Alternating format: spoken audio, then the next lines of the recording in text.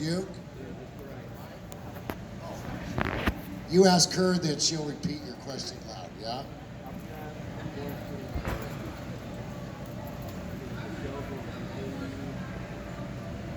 First question, is Dogs Most Wanted going to continue? Should all write a letter to WGN and ask them. We were just okayed for second season. I think we start rolling right after January. Thank you very much. One thing that I do enjoy about the show is I see changes in people's lives, not because of the championship, because of the players that he correct. Boss, he says that he just wanted to tell you that he watches the show and enjoys it because of your change, not because you just arrest people, because of the prayers and your connection with God that you change these people's lives. Thank you very much. Thank you. A police officer taught me that in 1977. Yes, sir. And he taught me to be a human being. Hello? A cop taught me that in 1977 and offered me a cigarette and changed my life. So God rest his soul, hope that I keep up their tradition. Hello. Yes, sir.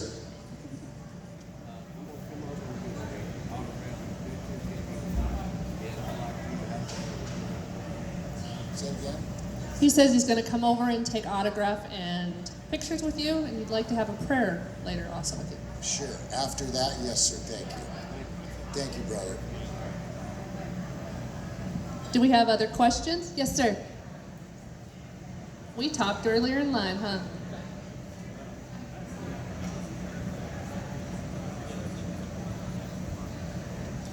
Boss, do you think that Kentucky and some other states that currently don't will allow bounty hunting?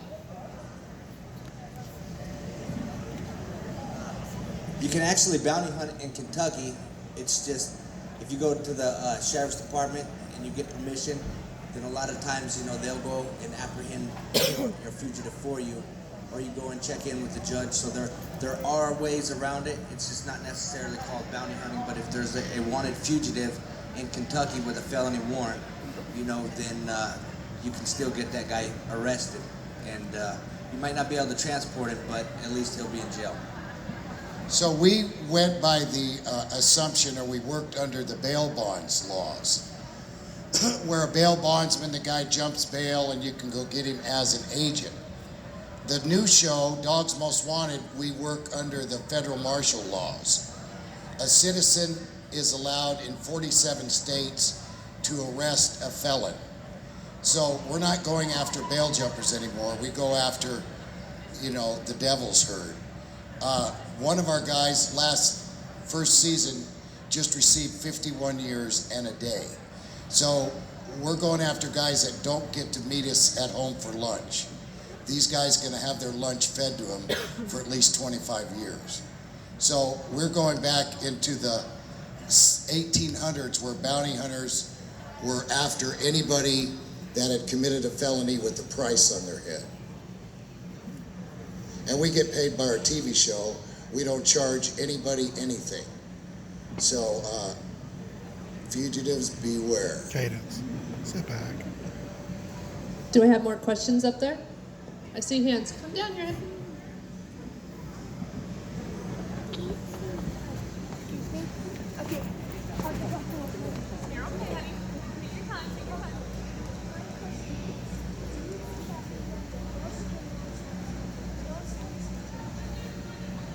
He wants to know, do you think that the worst criminals in the world that have done the worst crimes can actually change?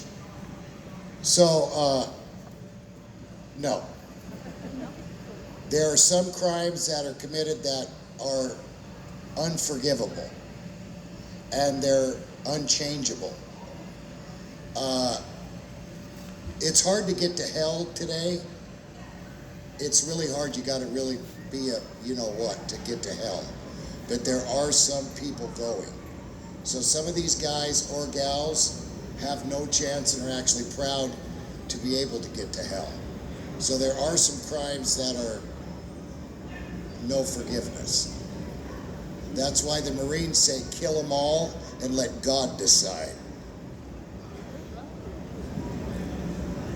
Do I have questions? There's a lot of phones up there. You people that are taking pictures, I know you have questions. Yes, ma'am. Was it easier in Hawaii or in the States? Which is the States, but is it easier on the mainland or is it easier in Hawaii? I would say it's easier in the mainland, and well, it just depends. You know, if somebody's Cadence. hiding, Sit when they're back. hiding, you know You're what I in mean. my picture. I think bounty hunting You're is not saying. is a lot, no matter if Go I'm ahead. over here in Alabama, Tennessee, or if I'm in Hawaii or Los Angeles. You know what I mean? Up closer. So I would definitely say that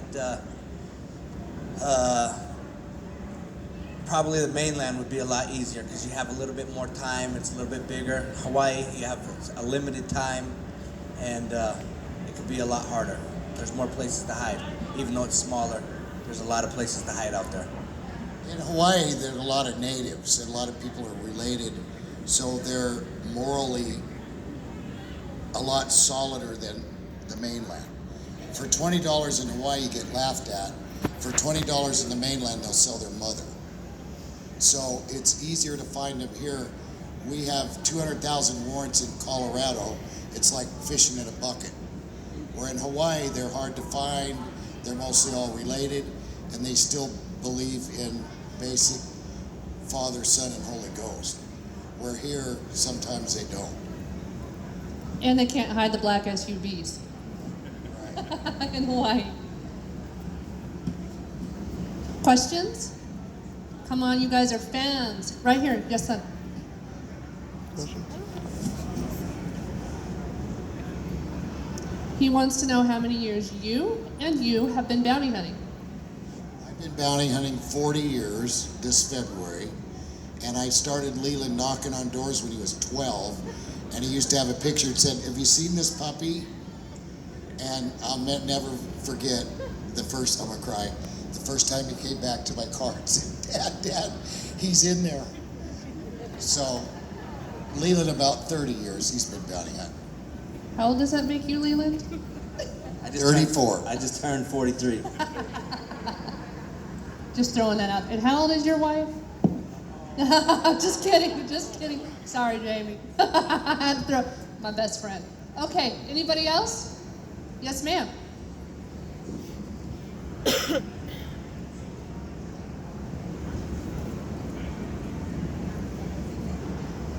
So she says she watches you when you make your appearances on Hawaii 5-0. She wants to know if you're going to be on the new Magnum PI. I'm supposed to be. Would you write him a letter and tell him you'd like me to be? His name's Peter Linkoff. Peter Yes. Linkoff, L-I-N. K-O-F-F. No, I like that show. I like them all. It's what is harder to be, it's called a dramatic show opposed to a reality show. A dramatic show, they write down what you say. A reality show, you shoot from the cuff, from the hip. You try to think of stuff, what to say to make yourself cool. So it's actually harder to do reality than it is to do a Hawaii 5-0 kind of show. Thank you, though. I know I saw hands up there. Where did I miss it? Yes, ma'am. Yeah, mine's for Dog. I know he's a parent first and then a grandparent. How does he balance between work and that family life, and how does he make sure that his kids like keep up with good grades and things like that? Let's see how you answer this one. She says she knows you're a parent first, Okay. a grandfather second, Okay. and then you have work. How do you balance making sure that you do your job, but that your kids, when they, like Gary Boy and Bonnie, had good grades, and went to school and you kept up in your work and in your family life? First thing I do is threaten them. It used to be I threatened Leland physically, now it's called domestic violence. So now I threaten them financially. And if they don't do what I say, I don't pay them or give them, it's called an allowance. So, and I also, the Bible says that a prophet is without honor in his own land and his own country. So I have a lot of uncles or aunties that my kids won't listen to a word I say, ask him. But he'll listen to his uncle or his aunt. So I refer my children to the next in line, and that's when they mind. My kids do not mind me for nothing. You actually answered that good. I thought you were going to say you did it and they It listened to took you. me a minute to think of a good answer. Well, it's the truth, because he'll usually go, hey, Dakine, can you go tell Bonnie? Yeah, dog, I got it. Questions? Come on, there's a lot of you guys. You wanted to hear something. I know you're sitting here for a reason. Let's talk politics. Let's We're not. not supposed to talk No, politics. let's not talk politics. Let's talk politics. Let's not talk politics, boss. Let's get on. Let's not talk politics. Let's boss. get on TMZ. Let's talk politics. Where's Richard? The, Cut the mic. the Iranians now are now called Democrats. Thank you.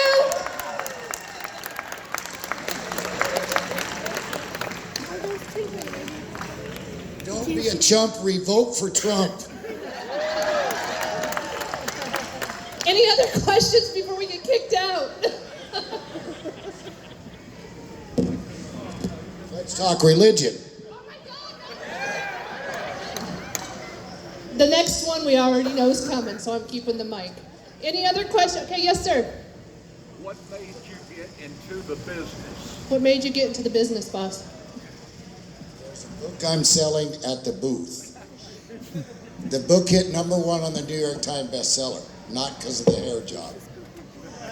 But 41 years ago, I walked out of the Texas Department of Corrections on February 6, 1978. And I grew up and became a man in Texas. So I did not like that there weren't any girls there. I mean, that I was told what to do every day. So I am one of the probably 89% go back to prison. I never have and never will. And I'm glad in a way that I went. And my badge number is 271097, which was my prison number. And I'm as proud of that as I am my badge.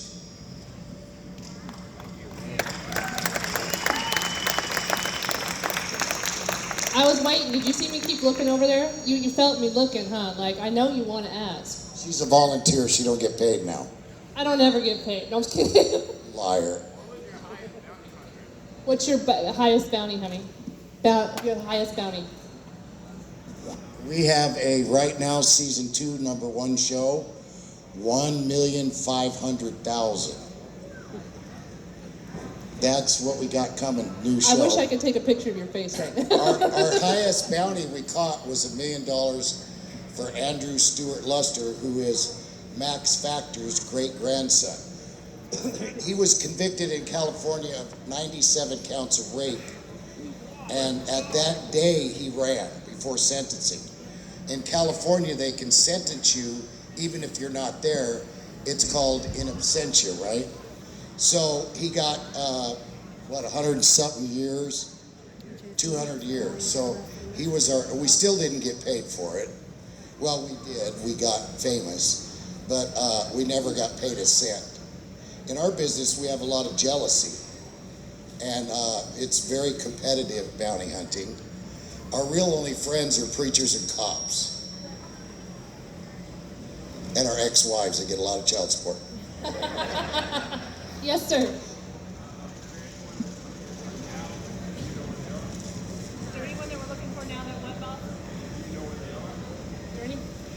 Are we on any current bounties that we're looking for and we know where they are at?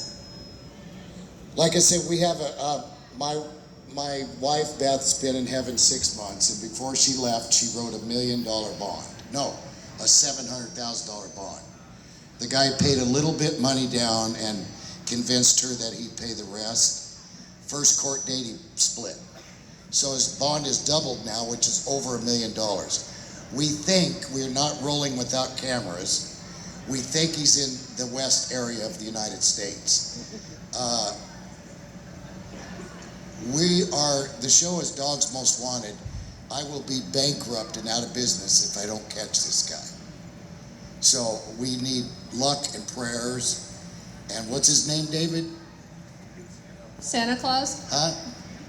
Cameron Lawhead. And there is a cash reward. Cameron with the K, Lawhead. What a name for a fugitive. Lawhead. Mr. Umbrella Corps? You must have a million great stories. Tell us a story.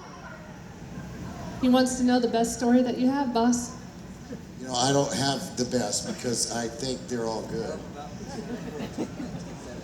Tell him about December 14th, 1976. Oh my God. Lee was born bald. He's 2 years old. I didn't think he'd grow any hair. Now he's got the thickest hair of the family. But I think the best stories I have still yet to be written. Because right now I'll cry again. I feel the most lucky I've ever felt. Because now I have a drone angel in the air. And she is not going to let anything happen to me.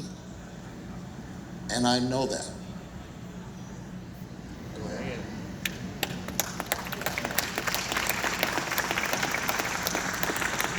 Do I have more questions? Brought up. Oh, over here. Hang on, I'll be right back.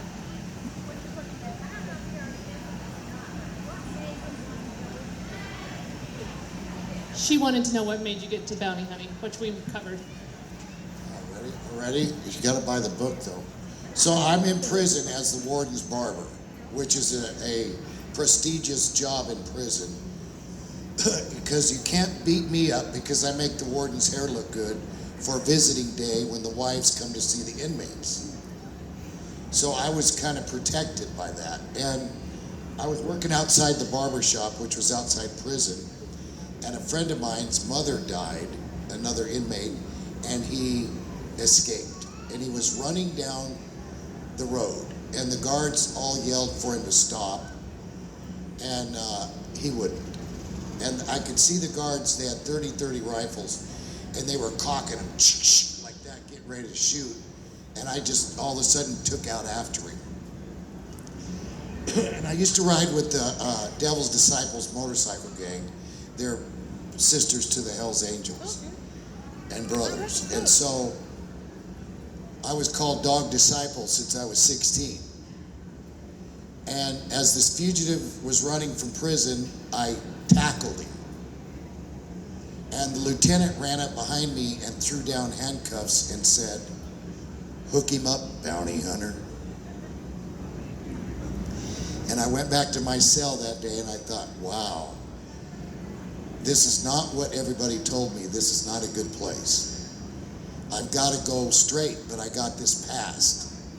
And a bounty hunter, the stigma behind them is they usually all were bad guys and turned good guys. So overnight in prison, I became Dog Disciple, to the next day, Dog the Bounty Hunter. So when I got out of prison, I went to the post office and I grabbed the top 10 most wanted. I ordered my badge out of a comic book and I caught him in 31 days. The FBI then took control of me, possession, started training me and said, "You can't do this. You're making us all look bad." And they said, "Bail bondsman, you can work for and go after who you want to." So 8,000 fugitives later, thank God for television, here we are. When you get the book, you can actually hear the description of the gentleman that he actually catches. He's playing it down right now. He's kind of being nice about it.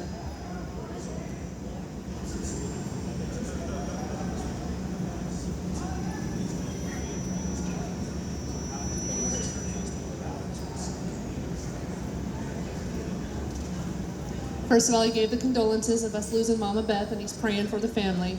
Second of you. all, he used to work with the U.S. Marshals, so he knows how dangerous the job is and the jobs that we had, and that we've lost soldiers in the field just even recently. How has it made you and Leland's relationship closer? Well, the reason I have my children working with me is because I needed a reason to beat these guys up. Because I'm one of those guys. And I said, if you touch my baby, I will bust your ass. Excuse me, kids. You're okole. So I kept them with me because they made me brave. Now I gotta tell him, stand down, Leland. Stay, Leland, go. He's through the door before I am. The last time I went through the door, first he shot me in the butt with a pepper ball gun. Oh, I'm sorry, the back of the knee. It hurt all the way to the butt. So it's now a competition who can get there first. Leland, how has it made you closer to your dad? Well, I've always pretty much been close to my father. I think me living on the mainland when he was still in Hawaii, and when I would see him, I think that made it a lot closer. And the fact that just recently I had a friend that got shot, you know, and you hear about it a lot more, and you hear about how people are disrespecting law enforcement all over America, and it's a scary thing. You know what I mean? Not only my father, but my wife and kids, and you know, I pray every time I go out that, you know, everybody returns home safely. You know, and that's so I don't think that's ever played a part on me getting close to my father. Like I said, we've always been close as a family. Well, and Leland's, my two grandsons, Kobe and Dakota, are both over 21 now, and season 2, Dogs Most Wanted, they're coming aboard, and they're nuts. No, these kids are nuts. And they've never, you know, Leland never was arrested. Were you ever arrested? Never. Mexico. with We you. got arrested for that. But it's inherited. You know, like football players, you know, baseball sports guys, their kid, you know, falls right in behind them. You have to be born into this bounty hunting world and be a special person, whether good or bad, because we got some bad bounty hunters. They couldn't find water sitting on it in a boat. But it's an inherited thing, so Leland's passed down. It'll be the fourth generation of bounty hunters in the Chapman family.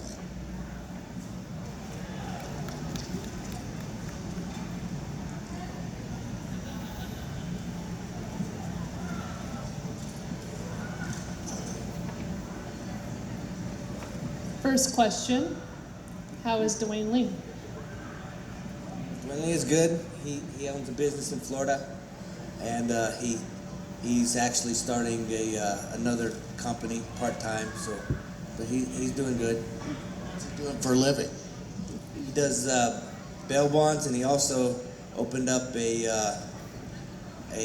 swimming pool. He builds swimming pools. Pervert. You can tell. She wants to know how you feel about being a grandfather. Oh, that's right. How I feel about being a grandfather, it's hard for me to get to. I haven't been to Hawaii to see my grandbaby yet. You know, I got hurt, so the doctor wouldn't let me fly, and it's his birthday's coming up here in the next couple weeks. So I'm trying to make it out there so I can be with him on his first birthday, but I'm still waiting for the doctor's clearance. How'd you get hurt, Leland? Tell me. How'd you get hurt? Working. What hurt you, though? Your head? No, my Achilles tendon. Tell them. They don't know. Oh, they know. They see the show. See, we ain't shown that show yet. Yes, you did. What did you tear? I tore my Achilles tendon. What does your wife call you? Can I answer that one? Answer it. Jamie calls him Lieutenant Dan. her medical insurance, because she's a cop, is taking care of him, and she had him sign a prenup this afternoon. It was funny. That blonde girl over there, she's smart. A post prenup. She wants to know, because of how many people Beth touched, how many fugitives actually came in and turned themselves in because they knew you guys were looking for them. Well, listen, one thing Beth hated, and she used to say, damn that sissy, was someone turning themselves in. You have so much money to film a show, and the network says, okay, here's so much money, catch them, because they want to show the show, the one that got away. They can't wait to do that. So when we would put pressure on them, so much pressure that they would turn themselves in, she hated it. What excitement is that, she would say. That sissy, worse than that. So I thought that it was a great deal. We had a rapist raped a 14-year-old girl. He turned himself in, got 51 years last week. She was so upset that make him run. The whole idea, I said, honey, is to catch the guy. No matter how we got him, we still bagged him. So that was a no-no. She hated that. But we're rolling the cameras anyway. We can't lie or we'll get sued. We can't tell a guy, oh, we missed the shot, can we tase you again? That don't work. So we went ahead and showed that the guy turned himself in. 80% of our fans were like, good, he's off the streets. The other 20, her nutty fans, were like, I wish he would have ran. And as a matter of fact, one day she took the cuffs off the guy, put a $100 bill in his top of his pocket, and said, run again, you were too damn easy. I'm part of the 20% crazy, just so you know.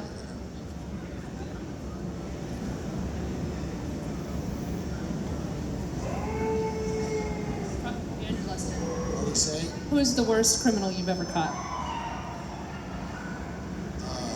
We're the worst one. What's the worst crimes, right? Is that what you mean? The worst crimes are when a guy beats up a girl. Okay?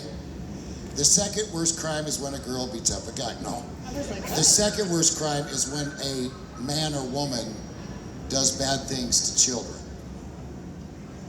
So I would say any domestic violence, a guy beat his wife till you can't recognize her, or some adult that touches a child, that's on the top of our lists. And in America, there's so much criminal, give the poor criminal a break. We don't know who his real dad is. He was born, he was this and that. So the real only crime right now in America is rape of a child or beating a wife. All these courts are letting everybody go for any reason. They call it criminal justice reform. I call it the mafia's in on crime. So we're going after mostly rapists. Don't have bad dreams though, boy. Do I have any more questions from the audience? All right, we will be signing autographs in 30 minutes at our booth. We have t-shirts, books, the book that he's talking about. If you read it again. Beth used to always tell me, have you ever watched The Devil Wears Prada? She always says, read it again. So if you read it, read it again. So any more questions? Thank you guys very much. I have a question. Yes. How many people are from out of Tennessee in another state? Wow, my God. And what state is all from the South, right? Okay, somebody say, what part of the show? This guy's from Ohio, boss. Oh, Ohio? How's it, brother? What part of the shows do you like besides the redemption? We have a question over here too, boss. Okay, I want to ask. Ohio? We're hoping that you like us catching these crazy bastards. These guys are the worst we've ever seen. Like I say, most of them are not ever getting out of prison. And we appreciate your prayers, and we love you. And we I had a friend the other day tell me, "You are the most attention-getting person I have ever met. All you want is attention." I used to pro box, and my coach would say, "When are you going to hit back?" And I said, "Hell, I don't know. I like the cheer of the crowd."